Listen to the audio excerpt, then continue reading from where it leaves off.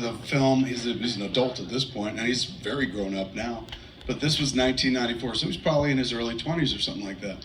So we met him, me and Scott met him, and my friend Malcolm was with us. And Malcolm, I love to death, Malcolm then was trying to pass as straight. And years later came out as gay. And we all knew he was gay, and he just wouldn't cop to it. He's like, I love pussy, but you could tell he really didn't at all. And Jason Mewes especially knew that he didn't love pussy and really zeroed in on Malcolm. Was always like, Malcolm, you're gay. You know you're gay, right? Malcolm's like, I'm not fucking gay. What would make you say that? And Jay's like, I saw you eat kielbasa once. Too deep and shit. So he badgered him forever, made fun of him and stuff. And one day Malcolm called me up out of the blue and was like, hey man, you gotta fucking talk me through something. I said, all right, what is it? He's like, I just went on a fucking gay date.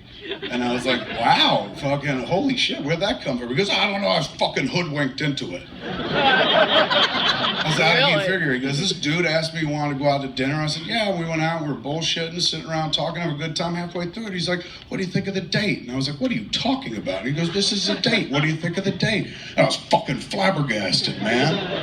I said, well, what'd you think of the date? And he's like, it was good conversationalist.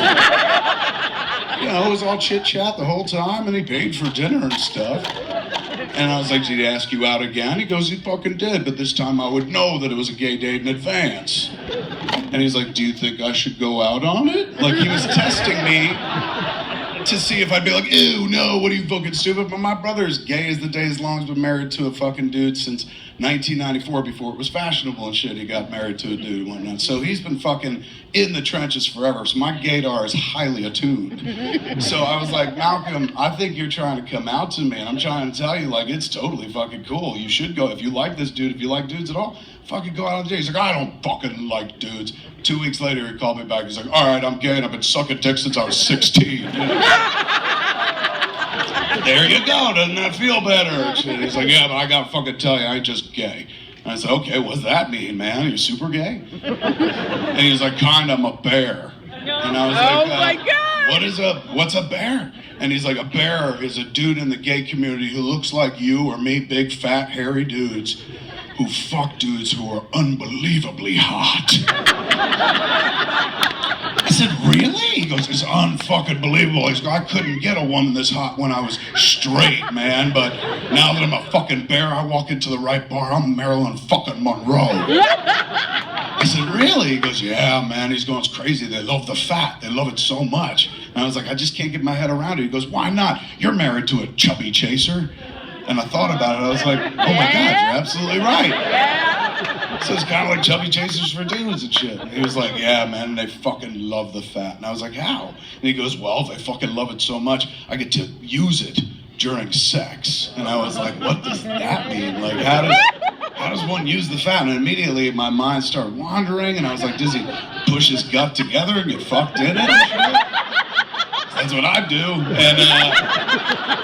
And I asked him, I was like, is that what you do? He goes, I'll be fucking sick. I was like, all right, what do you do? And he's like, well, man, he's going like, unlike you and shit, I could fucking take my shirt off during sex because they love the fat. I bet you've never taken your shirt off during sex. And I was like, dude, I don't take my shirt off in a fucking shower lest I catch a glimpse of one of my fucking boobs and it hits me in the eye or some shit.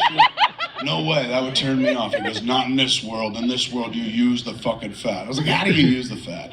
And he's like, all right, so a dude's blowing me, right? And I was like, okay. He goes, what I do is I gently lift up my gut and I gently lay it on top of his head. Like a flabby hat. I was like, no, you fucking do not.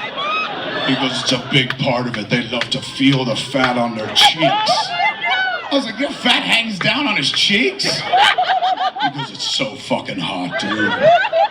He's going, and then when I know I'm about to come, I lift up my gut gently, and then when I come, I fucking drop my gut on his head.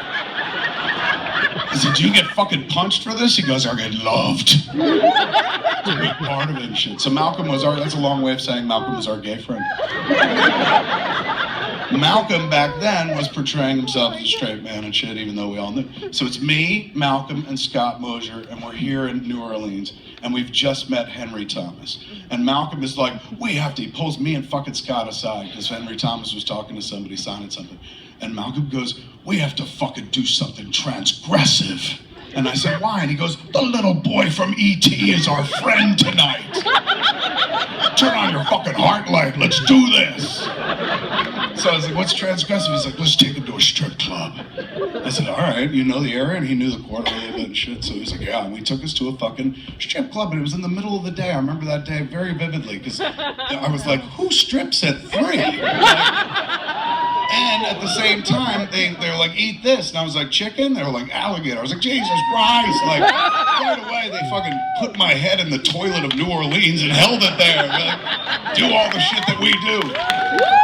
So we're sitting there at the strip club with me, Scott, Henry Thomas, and fucking Malcolm. Malcolm's sitting on my left. And the whole time, like, we're looking at the lady, but at the same time, we keep looking at Henry because this is fucked up, man. Like, we've seen this kid forever in the movies, and now it's like the sequel to E.T. in one way. Like, his little friend went away, never came back, so we found new friends. So we're sitting there, and fucking I notice Malcolm, because I feel Malcolm's breath on me, because he won't fucking look at the stage. He's looking right at Henry Thomas through me. He's trying to do it all fucking, like, on the sly. And I was like, dude, stop fucking looking at me. He goes, it's so fucked up, it's wrong. And so we watched 2 dances, and then Henry was like, we should go. And I was like, yeah, let's go. And we all fucking left. This is the thing I remember very vividly. We step outside the theater, or burlesque hall, whatever it was, and Mick Jagger, not like a lookalike, just flat out Mick Jagger in 1994, runs by us from me to this dude here, that fucking close, that I was like, that's Mick Jagger, like saying it out loud. He didn't look back. He looked fucking terrified. He was running, no shit, and it sounds like made up or from a movie, but no, I kid you not. He was running as fast as I've ever seen a person run, scared, and there were 20 women chasing him down the street. That's the It world. blew my fucking mind. I was like, this is like, I looked for cameras because I thought they were shooting a video and shit. And then I was just like, maybe he killed somebody, because why would 20 women chase this old man? And how could he fucking outrun them? He was fucking, as old as he was, he took fleet as Mercury. It was crazy and shit. So that was my first visit to New Orleans. My second visit, no, I'm kidding. That was the first time I was here. 1994, been here many times since. Lovely city you have here. Of course, naturally, I haven't been here since Katrina, so when I got here, first thing I did was ask a bunch of questions about, like, hey, were you there? Hey, where did you live? And stuff like that, because I, too, lived through a disastrous flood, not nearly as bad as the one you guys had here, but when I was a kid, we got fucking taken out of our house because we lived right on the water, and our town was below sea level, and we had a massive nor'easter storm, 1992, that, you know, I remember going to sleep that night, and there were like heavy rain reports, and I owned 2 cars with Jason Mewes, a VW Bug and a VW Rabbit. One we were driving, and then we bought the other one, and we were going to fix the other one up, sell it, and then keep the Rabbit. So right now, both of those cars were in my driveway in Highlands, New Jersey. And they keep telling us there's flooding coming, you should move all the cars uptown and shit. Our driveway at home never got water that high. So Jason Mewes called me. He's like, hey, man, should I take the cars and move them uptown? I was like, fuck no, dude. It never fucking floods in my driveway. Don't be an idiot. Next morning, my mom's like, get the fuck up, get up. And I put my foot outside my bed on the carpet, and all of a sudden, water engulfed my entire knee. And I was like, holy shit. She's like, if you love your comics, get them off the fucking floor. And I did. I love my comics more than anything and shit. So there were cats that were like, meow. I was like, fuck you, you're on your own. Started piling fucking shit up and whatnot, and it was horrendous. It took our house. It was up to here in the house. We were at like 5 feet off the ground, and so there was up here in the house. It was about 8 or 9 feet or something like that. Wiped out the family and shit. It was crazy, and we were supposed to start shooting Clerks the next week. So it killed my chances of making the movie. It killed my fucking house. We had to live out of the house for a long time, like I'm sure a lot of people here did. Had to live up at a fucking school and shit, where I'm like, oh my God, I never imagined I'd sleep in the room with some of the people I'm sleeping in a room with right now. They're all gonna see me get hard in the night. And then it put off the shooting of Clerks for about 3 months. And that was the thing, like the flood took out the house. But I was like, I can't not do this. I'd rather, fucking be homeless and make this movie, because I just have to see the fucking flick. And that was it. Like, Clerks wasn't like the start of a career or me going like, I've got a 5-year plan. Bullshit. It was me just wanting to see that movie. My whole life I'd fucking loved comedies, and I always go to comedies and come out afterwards and be like, that was funny, but how come they never talk about the shit we talk about? I'd say to me and my friends, how come they never talk about like fucking the shit that we're always joking about, we find funny? Like, I would love to come out of a comedy where all they talked about was pussy and Star Wars. That's it. And I said that for years and years and years and years, and I bitch about it after every movie I came out. And one day I had a brain snap and shit, and the brain snap went something like this. Bam. Whole fucking brain snaps and refocuses.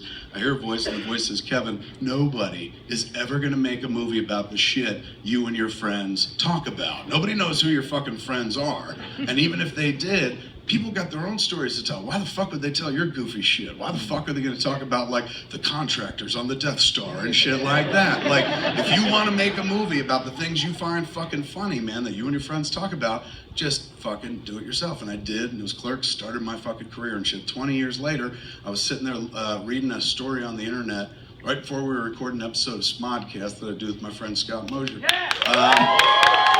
The episode was 259. It was called The Walrus and the Carpenter. And we talked about this thing online, this ad that we read. It was on a Craigslist-like site in the UK called Gumtree.uk, where you try to get apartment listings and shit. Dude had put up a listing, said, you come live in my mansion. I have a mansion. I won't charge you anything to live here. You have run of the place except for 2 rooms, my room and my workshop. In exchange for all this, I ask one thing. 2 hours every day, you dress up like a walrus for me. Dude's like, I lived at sea with a walrus many years ago. It was the happiest time of my life. I look to reenact that time. I've built a very realistic walrus costume. You'll put it on while you're wearing it for 2 hours a day. You don't speak human words. You can only use walrus noises. You can hear them on the internet instead. And then I'll throw you fish and crabs and you try to catch it with your mouth. 2 hours later, you're done. You can do whatever the fuck you want. And they had 2,000 applicants for that fucking room. 2,000 people were like, fuck yeah, that's worth it. I'll totally do that. So we talked about it on an episode of Smodcast. Turned out to be a hoax. Wasn't real at all. Some dude woke up in Brighton, England that morning, Chris Parker, and was just like, I'm gonna fuck with the world. And just wrote this thing, and it traveled all over. People talked about it on the radio and shit. But we took it one step further, man. We talked about it on the podcast, and as we were talking about it, I was like, you should never answer this fucking ad. This is before we knew it was a hoax. I was like, you're gonna answer this ad. This motherfucker's gonna knock you out when you show up. He's gonna sew you into that walrus suit. And it ain't gonna be the human centipede, you will be the human walrus at that point. And so we start telling a story about what that movie would be, a goofy hammer horror movie from the fucking 60s, 70s, or some shit that we grew up watching on TV.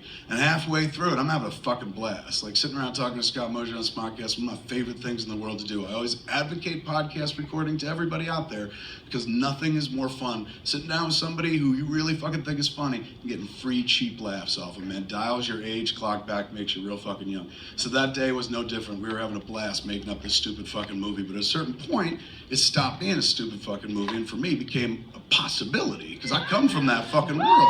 The world where you're like, yeah, you could dream it, but it's way more fun to fucking do it and shit. So I'm sitting there like, you could hear it on the podcast, I have another fucking brain snap. It's no longer just this funny thing we're talking about. I had a brain snap where I was like, Kevin, fucking nobody is ever gonna make a movie about a man who turns another man into a walrus. Like, you can wait your whole fucking life and it's not gonna happen, with good reason. Nobody wants to see that fucking movie, man. But you do, and it fucking sounds like you really do. So if you want to see that movie, and fuck, it sounds like you do, you know what to do. You've done it before. Fucking make it. And so I was like, all right, I'm going to try making it. I even said on the podcast, I'm like, copyright Kevin Scott. I'm going to try to write this as a script. Anybody thinks this is a good idea in the audience, hashtag on Twitter, walrus yes. If you think you'd like me to write the script, you think it's stupid, walrus no. Next day, a sea of walrus yeses across Twitter, man. One walrus no. The one now, today, a fuck ton of walrus no. I don't count, because they saw the movie. Fuck them. This is before there was a movie, when it's just an idea and shit. And the one walrus no said this: I'm really walrus yes, I'm just saying walrus no to support the democratic process. So right then and there, I was like, oh my God, I'm gonna do it, man. Now, a lot of people fucking feel differently, I would imagine. They're like, if the internet a bunch of people on the internet tells you to do something, generally you should fucking do something else. But I didn't give a shit, man. Even though the internet is like your friend at a party when you're really drunk. And you're like, oh my God, I want to fucking, I'm so drunk it's time to take my cock out and show people. And your friend's like, do it. Send. But I didn't give a shit because there's something bigger at work, man. Internet said skate. You know how often that fucking happens in life? That anybody ever tells you to fucking skate? People don't tell you to skate. When you're a kid, they'll tell you to skate and shit. But the older you get, fuck no, man. People don't tell you to skate. They'll tell you the opposite. Like, what are you doing out there? Take those fucking skates off. You're not good at that. What are you gonna do? You break your fucking neck. You're gonna embarrass yourself. You're gonna embarrass us. Get the fuck off that ice. Those people are good at it. Get off. Sit down. Fuck, man. But these people, strangers on the internet, they were like, skate, bitch. Skate. Put on your fucking skates and go. If you fall down, get the fuck back up, because what's better than this? Skate till we can't fucking see you anymore, man. Have fucking fun, because it's your life. Skate, bitch. So I said, fuck it, I'll skate. And I skated toward the stupidest movie I ever wrote in my life, man. I had a roadmap with the podcast and shit, and I was like, fuck, I really want to do this. And so I started writing it, wrote 30 pages. I was like, I love this. It's fucking weird, man. It's strange. Yeah. I said, but I got to share it with somebody. Of course, I share my life with people and stuff. I'm married. I have a kid. So I was like, I better clear it with my wife, because if I'm going to go on this fucking journey, so is she. And my wife, God love her, and I love her to death. She loves me, and she'd kill anybody that threatened my life, but this is a person who I wouldn't call her, she's not what I would call a Kevin Smith fan by any stretch of the imagination. Got a show called Comic Book Men, which she's only ever watched twice. We're about to start our 6th season, man. And we watch the same fucking shows that lead up to it on Sunday nights. The Walking Dead, The Talking Dead. Right after The Talking Dead, this fellow looks kind of like me, pops out, and he's like, hey, stick around for more hijinks on Comic Book Men. So my wife grabs her remote, and she's like, we're going to bed. And she turns the fucking show on. No lie, man. The end of season 4, we found out we were getting picked up for season 5. So I always watch the show and live tweet it, and generally I do it from my office while looking at a laptop. But we have a big TV in our room, 103-inch television. I didn't buy it. It was a fucking gift. No. Never would have bought it because I looked it up online. It cost $60,000 at that time. No. Nothing you buy that costs $60,000 should just be a fucking television. Thank you. Fucking live in it, or the TV should blow you as well. But there was a friend of mine who worked at Panasonic, called me up one day. He goes, hey, man, we're throwing out this fucking 103-inch TV. You want it? I said, fuck yeah, give me all your garbage, man. Holy shit. I said, why are you throwing it out? Was it built on an ancient Indian burial ground or something? He said, they used it for the Olympics, got no speakers, big monitor. It's meant for like background of a dude on TV and shit pointing at things and stuff. And it requires a fuck ton of wall space. And I remember your house has a lot of wall space. So if you want it, I'll send it over for free. And I was like, fuck yeah, man, I don't have to pay anything. You just tip the drivers, because it's going to take 10 drivers to bring 10 people carrying it. And I said, 10, why? And he goes, well, it's in 2 pieces, and the base is heavier than the TV itself. I was like, all right, so I'm going to tip these motherfuckers large and shit. They came over, and they're like, where do you want it? And I was like, 2nd floor. And they took it upstairs and put it. I said, where do you want it? I said, right here at the foot of my bed. So it's literally 2 feet from the end of my bed. So if you're sitting on my bed, at the edge of it, and you get up, you go 1, 2, and then you're fucking on the TV right there. So I've never watched my show on that fucking TV because she don't let me watch it and shit. So I was like, hey man, they just renewed us for season 5. I'm gonna live tweet the episode. I would love to watch it here in front of this TV. And she goes, why? And I was like, well, number 1, I'm on it. And number 2, like, I've always wanted to, like, while I'm on screen, run up next to it and take a selfie of me next to me. That'd be fucking trippy. And she goes, no, you go to your office to watch that.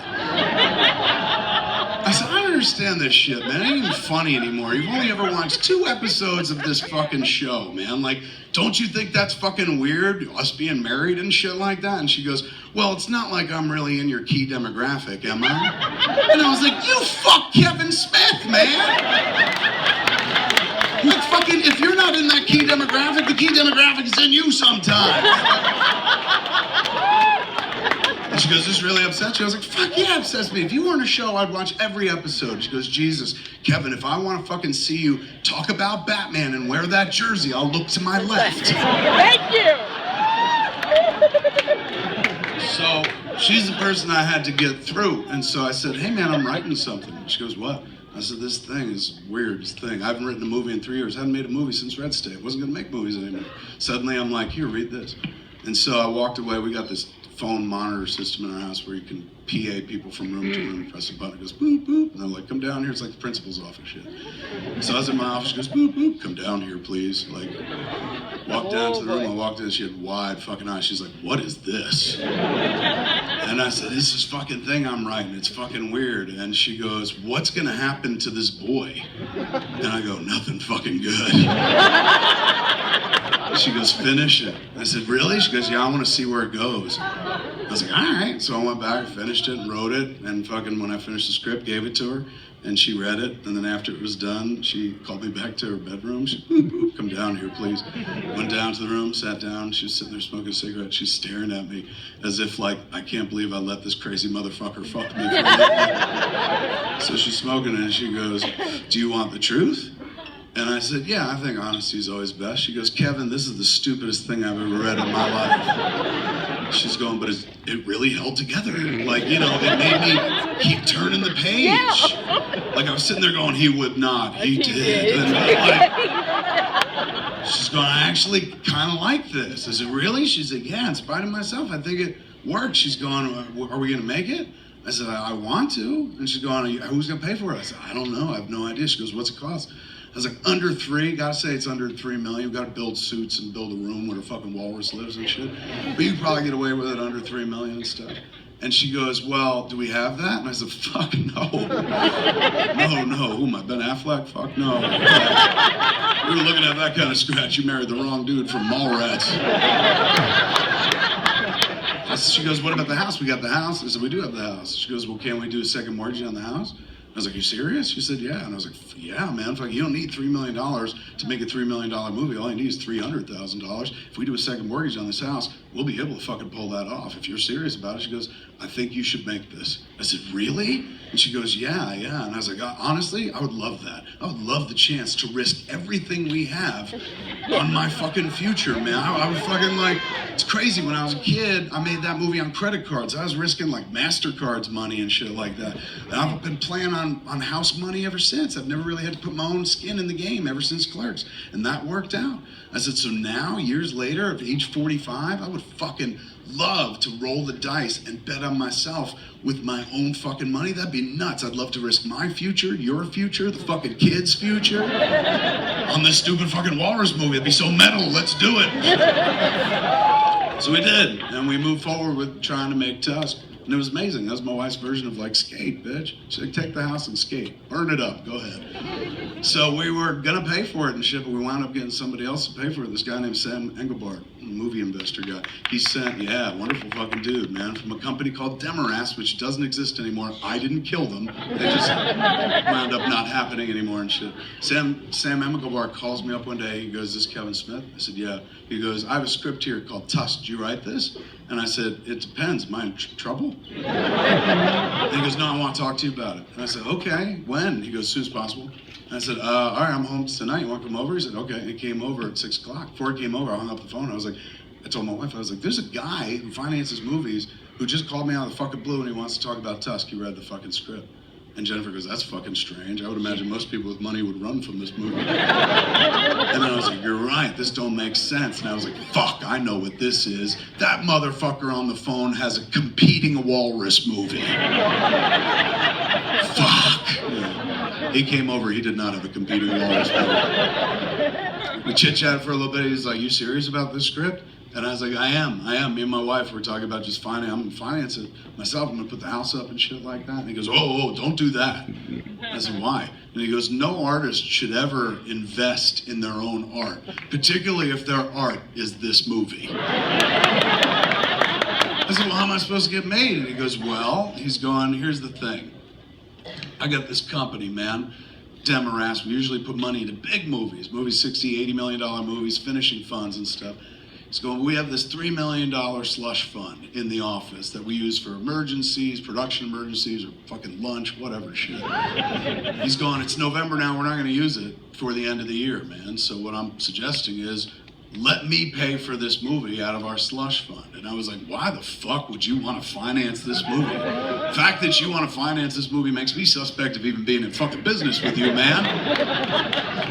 And he had the greatest response I ever heard. He goes, I just want to see if you could do it. I said, really? He goes, yeah, this is the stupidest fucking script I've ever read in my life. He's going, but it really holds together, man. Like, I just can't believe it goes where it's going and shit. He's going, let's fucking do this thing and shit. I said, fantastic. He goes, who you got in mind for the cast? I said, Justin Long. He goes, well, I like him from Jeepers Creepers. I said, Haley Joel Osment. He goes, little boy from fucking Sixth Sense. I said, yes, yes. He goes, what about, who's going to play Guy Lapointe, the French-Canadian detective? I said, I wrote that piece for a very good friend of mine, motherfucking Quentin Tarantino. And he was like, Quentin Tarantino's gonna play this part? Holy shit, I'm in. I said, really? He goes, yeah, man, fucking if you got Quentin Tarantino even acting in this movie, then if you fuck up, don't matter. We got a good director on set. Yeah.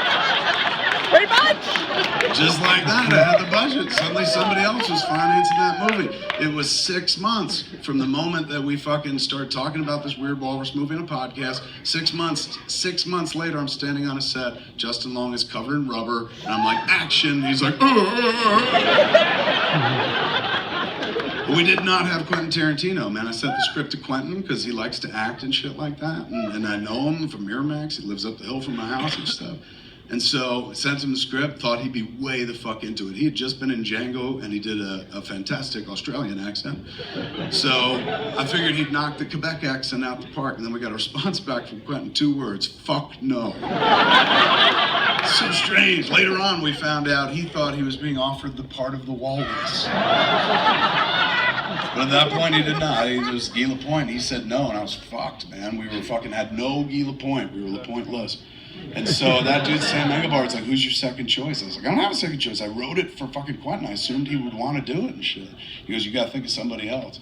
So I started thinking, and the whole movie had been about pushing whimsy, right? It wasn't about like, I'm gonna do this by hook or by crook. I don't work that way. I'm a stoner. So basically, like, I take an idea, I push whimsy. I take a whimsy and I just push it a little bit. In the morning I wake up, let's see how far I could push whatever the fucking thing this is, this idea, toward reality, to making it real and shit. And if there's any resistance or fucking any sort of hostility, I'm like, hey, don't worry about it. And I go fuck off and do something else and shit. Then the next morning I come back, try to push it a little further. You do that, you can't make it one of these insurmountable tasks. Like, it's a fucking mountain, how do I get over it? Man, it's a journey of 1,000,000 miles, and you just push it a little bit every day. One day you're sitting there going, oh my God, I pushed it so far forward, we're here, we're in reality. This fucking push and whimsy thing had gotten me to the point where we had fucking money to make this goddamn movie and shit. It wasn't stupid, it was suddenly gonna be reality. I mean, it was stupid, but it was gonna be a stupid fucking reality and shit. So I was like, push whimsy one more time, don't give up. Like, fucking, if you could cast anybody in the world, who would you fucking cast?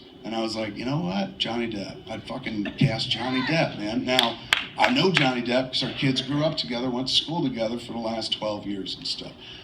Lily Rose and Harley have been friends forever, and Johnny I've seen at every family event, every school event and stuff like that. Wonderful, warm human being and shit. Incredible family man, great fucking dude, never talks about acting. Only ever really talks about music. That was his passion and stuff, and it didn't work out for him. He just became an actor. So he likes to talk about music and stuff. Known him for years, never once said, you and I should work together, because he works in movies and I work in movies. So I'm sitting there going, he would be the bomb. Like, he would destroy this. He'd rip this shit up, man. It'd be amazing. The guy did fucking Edward Scissorhands? Yes, he could totally fucking do this and shit. So I said, just write him, text him. Fucking, he got his number. He'd given me his number once when the kids, he took the kids to Coachella. He was like, I'm taking the kids to Coachella this weekend. Here's my number. If you have any questions over the weekend, text me. I said, I could ask you a question right now before you guys go. And he goes, yeah. I said, can I go to Coachella?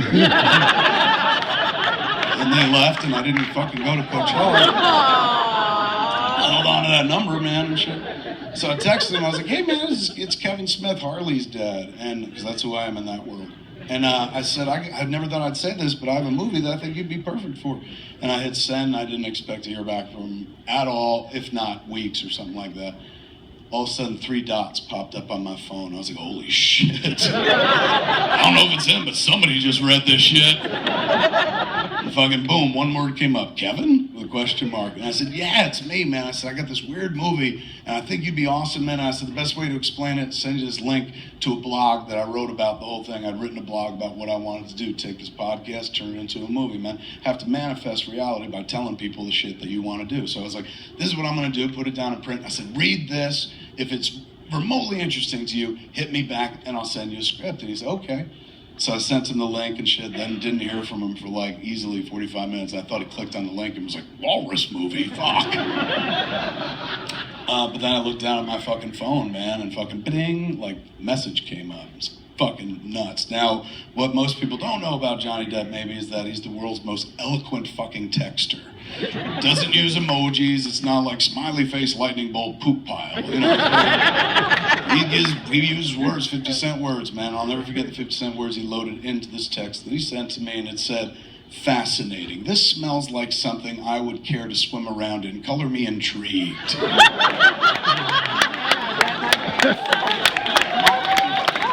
It's like getting a text from Lord Byron, man. Yes. Even his texts have scarves all over him and shit. So I sent him the script. I sent him the script for Tusk, and I thought I'd hear back from him right away because he responded pretty quick and shit, but never heard from him. Month went by, still didn't hear from him. I didn't want to hit him back, go, hey, whatever happened to that walrus thing?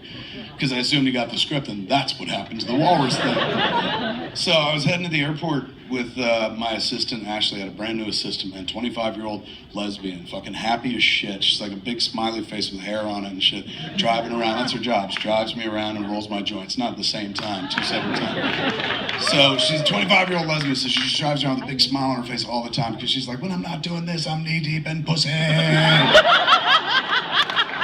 Blissful motherfucker, and I just met her that day. She just started driving me and stuff. So we're going to the airport, and all of a sudden, ba-ding, I get a text, and I look down at my phone, and it's from Johnny Depp, and it says, Kevin? And my heart starts fucking pounding and shit. It's like been a month and shit. And all of a sudden, 3 more dots come up. He's writing more shit, and he writes, I love this. I can't wait to be Guy Lapointe. And my fucking heart almost stops, because I'm like, oh my God, is this fucking true? Did I just get the world's greatest actor for the world's stupidest movie? And there's nobody in my world, man. Like, Jennifer's not there, Jason's not there, Scott's not there and shit. Nobody to be like, oh my God, fucking, I think Depp wants to be in this. It's just Ashley, who I barely know. So I gotta ground the moment before my fucking heart pounds out of my chest. I put up my hand all emo-like. I'm like, Ashley, take my hand. And Ashley's driving. She goes, you know I'm gay, right? This ain't about that. Take my hand. She takes my hand. She's like, what's wrong? And I was like, if I read this text correctly, I think Johnny Depp wants to be in Tusk. And she goes, that stupid fucking walrus movie? I was like, Ashley, let go of my hand. So I called him up. He's like, I love this script, dude. I want to do it. I think this is awesome. I can't wait to fucking do it. I was like, no way. Get out of here. Oh my God, this is fucking crazy. He goes, I have an internal dimmer. I could do that fucking, that accent, French Canadian, as accurate as you want it, or dial it down to as stupid as you want it. I said, go way stupid, man. So he came to make the movie with us. He only had one request. He wanted to wear makeup. He was like, can I bring my makeup guy, Joel Harlow? And I said, yeah, totally, why? And he goes, oh, I just want to put on some makeup. He does me for all the Pirates movies and stuff. I was like, okay, I thought he meant makeup, like just shading and shit like that. I showed up the next day, I went to his trailer, his first day we were shooting with him and shit. Knocked on the door, he said, come in. I step up into the trailer, he turns around, and he's got a prosthetic nose on. In the movie Tusk, and in this movie, Yo Gozers, Johnny Depp has this big prosthetic nose and shit. First time I saw it, I had no idea that was part of the deal and shit. Like, I was flabbergasted. I was, oh my fucking God, dude, look at you. You're going way out of your way, man. And he's going like this, like posing like Cyrano. Showing it off. He's like, what do you think? And I was like, what do I think? I think you overthought the shit out of this. I was like, oh my God, you didn't have to do that. You didn't have to put on a fucking fake nose. Literally, you could have just phoned this one in, dude. Like, you could have literally phoned it in. You could have called the phone and we would have shot that phone. And people would have been like, I can't believe you got Johnny Depp to call into your movie. I was like, but the nose, holy shit. And he goes, no, what do you think? Doesn't it look like a dick? And it did, and I was like, holy shit, it kind of does. I'm just seeing that now. Oh my God, it's very phallic. And he goes, look at the cut on the tip. And I looked at the cut on the tip, he goes, that's the dick hole. And he was overjoyed, and I was like, oh my God, that's hysterical. And he goes, well, would you mind? And I was like, would I mind what? And he goes, well, me and Joel, we're talking about painting a blue vein down the side. And I was like, are you telling me that you want to wear a dick on your face in this movie? I'll tell you something, if you ever wanted to wear a dick on your face in a movie, Tusk is the fucking movie to do it in. It was bliss, man. We shot with him all day with that dick on his face, and he did dialogue. It was amazing. We did fucking 4 scenes and some like, fucking 20 pages, 12 pages, 18 pages, that was it. And at the end of the day, he goes, how many fucking, we got him done early. I said, you're done, you get out of here. He goes, what? He's going, no way. I said, you're done for the day, you come back tomorrow, man, but we wrapped your shit early. That's what you do if you get somebody to do you a big favor. Motherfucker came in for free. He didn't do it for money or anything like that. Made time in his schedule to come be this goofy character. So I wanted to get him out early and stuff. So I was like, you're done, you're done. He goes, man, I like shooting movies with you. You're like, fucking, how long, many pages was that? I said, it was about 18. He goes, you're like, here's 18 pages of dialogue. Sit down and just say it. Like, he's like, you know what I do in those other movies? You know how long it takes to shoot one scene on a pirate movie? And I said, how long? He goes, you see the one scene where I'm running on top of that wheel? I said, yeah. He goes, 5 months. And I was like, yeah, but let's be fair. That movie is going to make way more money than this movie will ever make. And he goes, oh, I know.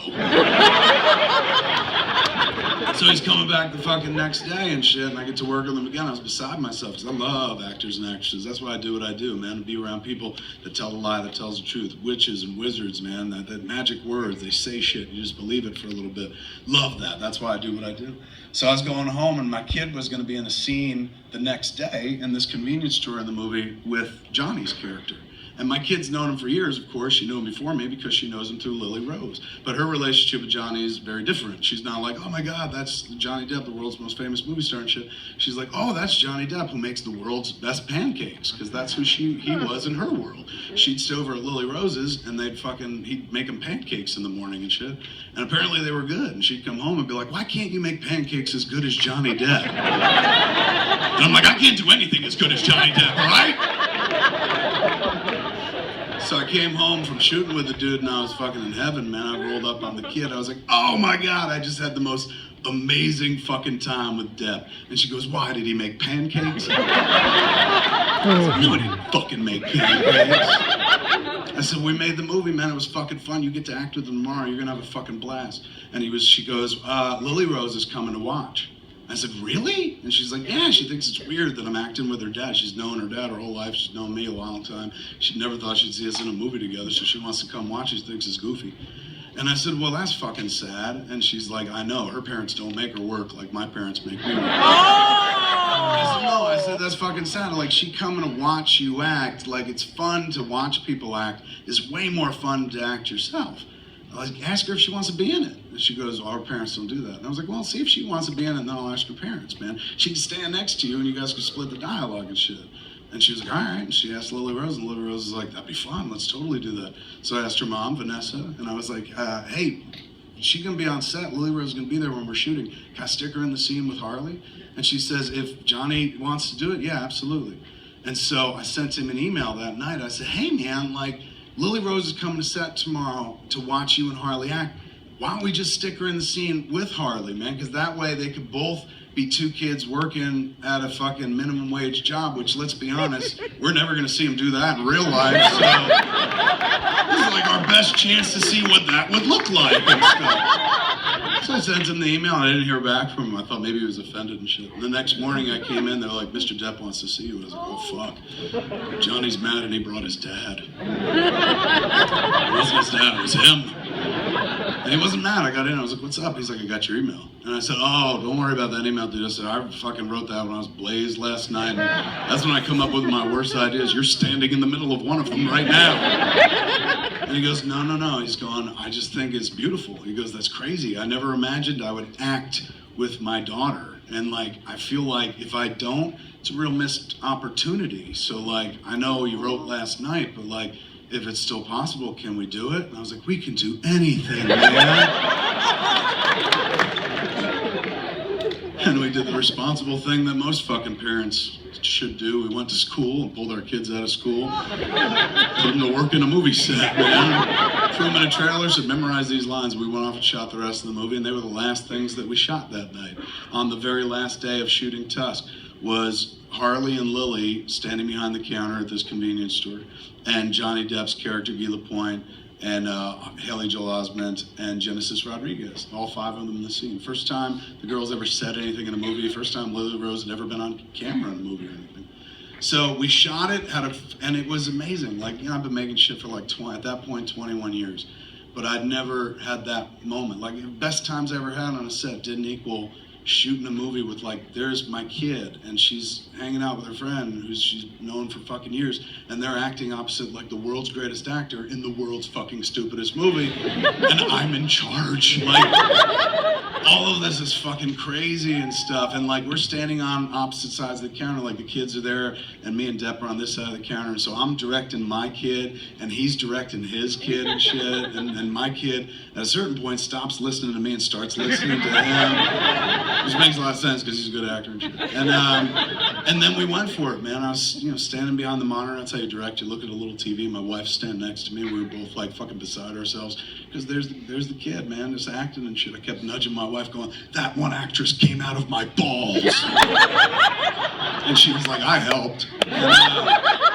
And we shot the scene. The girls were like really good, man. That was the last thing we did. That wrapped the movie. So when we were finished shooting the scene, it was like, that's a picture wrap on Tusk. Everyone was cheering and hugging the girls and shit. Like, Genesis was really emotional. She's like, they've entered the circus, because they became actresses that day and shit like that. Like, they got bloodied and shit, and so to speak, in the world of acting. That sounds weird to talk about with teenage girls. In any event, I'm sitting in the back of the convenience store just watching everything, taking like a mental snapshot. Even though we'd taken a lot of pictures with the camera while making the movie and shit, this was for me. Just looking at everybody saying goodbye. It's like camp when camp ends. And a pro knows how to end it, man. Like all these cats crying and shit like that. I've done that in my day. I do my crying at home. And on the day, it's just like, this is the small price we pay for getting to do what we do for a living. We make pretend for a living. The price we pay is that it comes to a fucking end, man. Sooner or later, it stops. So, I'm sitting in the back. I told the girls that. I was like, it's going to be over before you know it. And when it was all over, they're like, oh my God, we don't want it to end. It was so crazy. So I'm sitting in the back watching everything. And Johnny sidles up to me. And he goes, did you see those girls acting?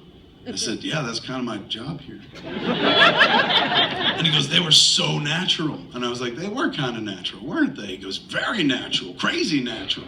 He's going, if you and me had any smarts whatsoever, we'd retire and live off these girls. And I was like, well, one of us can afford to do that because one of us owns an island. And he was like, well, man, let me tell you something. I love playing this character, this Guy Lapointe. He goes, if you ever want me to play the character again, I'll do it in a heartbeat. And I was like, no, you won't. He goes, I will. I love doing this accent.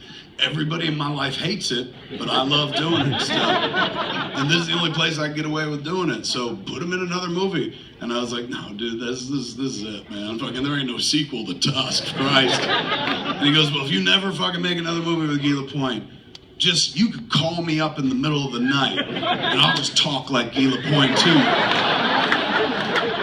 It's okay.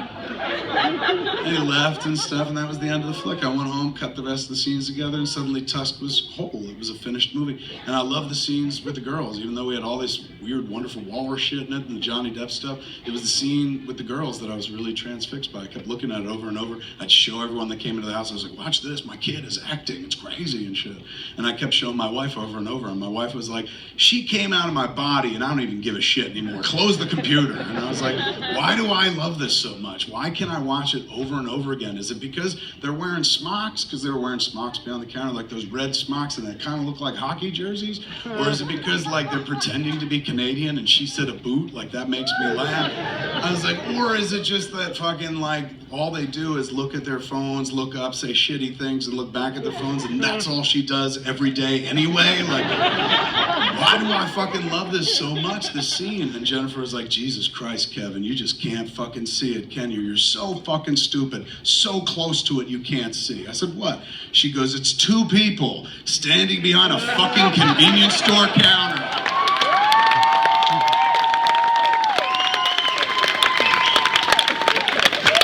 I said, oh God, you're right, it's Girl Clerks, isn't it? She goes, yeah. I was like, I think I'd like to make that movie. She's like, you made that movie. I was like, no, I'll make it with girls and stuff. And she goes, really? I said, yeah, I'd like to build a whole movie around these two little girls, man. I was like, the way Tusk was like a Hammer horror film, I would do this as like an 80s movie that I grew up on. Like kind of like fucking Gremlins, but mixed with Clueless or something like that. And not even Gremlins, because Gremlins is good. More like Clueless meets Ghoulies or something like that. Or like the Puppet Master movies from Full Moon. I was like, I could build a whole movie around these girls and fighting fucking villains that come up from under the earth and shit. She's like, well, you better fucking ask the Depps and stuff. And I was like, yeah, good point. All right. I said, I will. So I reached out first to Lily Rose. I was like, hey man, I'm thinking about writing a movie. It's just about you and Harley playing those two characters in Tusk and you fight fucking evil. And she was like, oh my God, that'd be fun. So, they're 16. Of course, they were like, let's do that. So they were easy. Next call was Vanessa, her mom, Vanessa Paradis. And I was like, hey, come over and watch all the footage we shot for Tusk. And she came over and she saw everything that we did with Lily. She was like, my God, the girls are so natural. And I was like, they are, aren't they? I was like, I'm thinking about writing a movie just for the girls based on their character. And Vanessa's like, oh, Kevin, you would never do that. I was like, I already did. Here's the script. I gave her the script to Yoga Hosers and shit. And she read it and called me. She was like, I think this is beautiful. She's going, it's funny, it's fucking weird, but like, I never imagined I'd let the kid get into the business before she was 21, but like, she's known you forever. She's known Harley. Her dad's in it. We put Vanessa in it as well. She's going, yeah, if Johnny wants to do it, let's totally do this. And so I called Johnny because I was like, I don't think he's going to be the problem. And I texted him first. I was like, hey man, you around? It's Kevin. And then he called me back. But it wasn't him on the phone, it was Guy Lapointe. He did like the entire opening monologue from Tusk and shit. And so I was just like, hey man, this is gonna be a very easy phone call. He goes, I've been bugging everybody with this fucking voice. Nobody wants to hear it anymore. So when I saw you fucking texting me, I was like, great, I get to do it again. He said, I'm gonna give you another chance to do it again. He goes, what are you talking about? And I was like, well, I'm thinking, man, I said, I wanna write a movie. I did actually, write a movie for the girls based on their characters. I thought they were crazy natural, like you said. So I was like, let's do a whole movie, an 80s kind of horror movie based around these fucking girls. And he goes, really? And I said, yeah, and I want to bring Guy Lapointe. And he goes, I'm in! And I was like, well, don't fucking say yes until you know what it is, man. And he goes, dude, I said yes to that fucking Walrus movie. Trust me, I'm in. He goes, what is it about? I said, all right, well, these two girls that work at the convenience store, they fight, this ultimate evil comes up from under the store. He goes, what is it? I said, they're 1 foot tall Canadian Nazis made of bratwurst. Called Bratzies. And Depp goes, I already said yes, you don't have to gild the fucking lily, man. So boom, I went into battle with him again, and as fast as it was to make Tusk, 6 months, it was 4 months from the first draft of Yoga Hosers to the moment I was on set, man. Like, everything went fucking fast. And believe me, I'm not stupid enough to think I did that. It wasn't like me. It wasn't like I'm that talented. I walked into a financier's office and said, hey, I would like to make a movie with two little girls who've never acted before, man. I'm related to one of them, and they fight Bratzies. Isn't that fucking weird? I need about $4 million. Oh, by the way, Johnny Depp is here, too. And they were like, take the fucking money.